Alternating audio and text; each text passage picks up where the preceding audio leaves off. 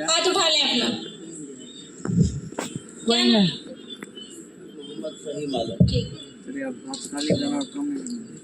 अस्सलामु अलैकुम व रहमतुल्लाहि व बरकातुहू। वालेकुम सलाम। यूं ही बेसबब ना फिरा करो, कोई शाम घर भी रहा करो। यूं ही बेसबब ना फिरा करो, कोई शाम घर भी रहा करो। वो गजल की सच्ची किताब है, उसे चुपके चुपके पढ़ा करो। वाह वाह। कोई हाथ भी न मिलाएगा जो गले मिलोगे तपाक से। कोई हाथ भी न मिलाएगा जो गले मिलोगे तपाक से। ये नए मिजाज का शहर है, जरा फासले से मिला कर। सदर मोहतरम कुर्सी अदालत पर तशरीफ फरमा हकम साहिबान और दूर दराज से तशरीफ फरमा सामने बैठे हुए मुअज़्ज़ज़ सामईन, जब हम उर्दू अदब की तारीफ की वरक गर्दानी करते हैं तो हमारे सामने ये बात रोज़े रोशन की तरह आया हो जाती है कि गज़ल उर्दू शायरी की एक मकबूल सिन्फ है। गज़ल को हमेशा ही से उर्दू शायरी में बुलंद मकाम हासिल रहा है।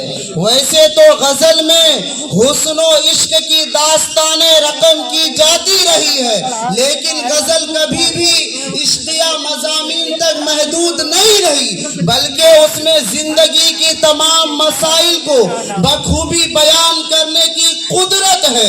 जैसे तसव्वुफ, अखलाक, फलसफा, मसाइल हयात और साइंसी हकाइक वगैरह।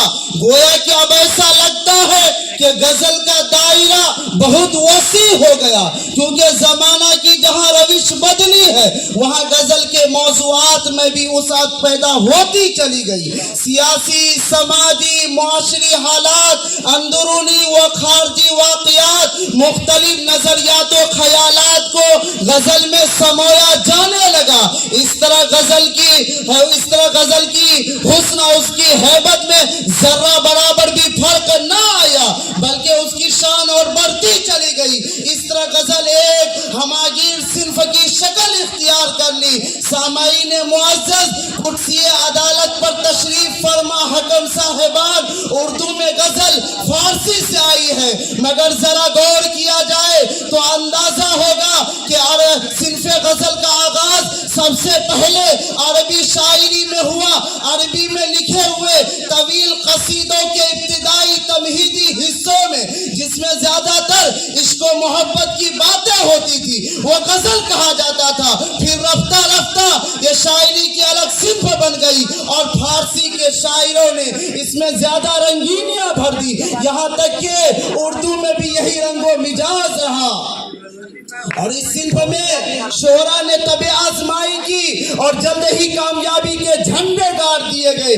सामईन मोहतरम, हकम साहिबान, यूं तो उर्दू में गजल गोई का आगाज अमीर खुसरू से माना जाता है, अगरचे उनकी सिर्फ एक गजल है जो मकामी जबान और फारसी जबान से मिला जुला नमूना है, मगर उसके बावजूद और उसके बाद मीर तकी मीर, जिगर, हसरत, इकबाल और कलीम आजिज तक उर्दू शायरों की एक बड़ी तादाद में गजलें कही है। गुज़िश्ता 40-50 सालों के दौरान हिंदी में भी गजल कहने का सिलसिला शुरू हुआ है और वहाँ कुछ अच्छे गजल को शोरा सामने आए हैं। खुसरू का गजल का एक कता जो उसकी गजल गोई को बहुत अच्छे से अक्कासी करता है कि उर्दू है मेरा नाम, मैं खुसरू की पहेली।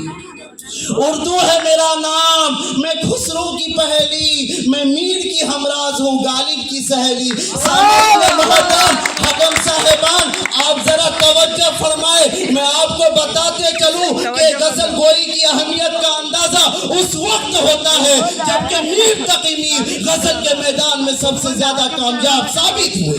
उनका मिजाज गजल के मिजाज से खास मुनासिबत रखता है। यही वजह है कि उनको दूसरी असनाफ पे सुखन के मुकाबला में नुमाया कामयाबी हासिल हुई और नुमाया कामयाबी हुई और वह गजल के मैदान में कामयाब साबित हुए। वह भी अपने अंदर एक नाजुक और हसास दिल रखते हैं। जब कभी उन्हें कोई तकलीफ पहुंचाता है तो वो भी कर्ब से चीख उठता है और ये गमो तकलीफ उनकी शायरी में बेहद नफासत के साथ जगह बना लेती है और वीरान दिल का हाल इस तरह बयान कर रहे हैं कि दिल की वीरानी का क्या मज़कूर। हजरात, दिल की वीरानी का क्या मज़कूर। ये नगर 100 बार लूटा गया।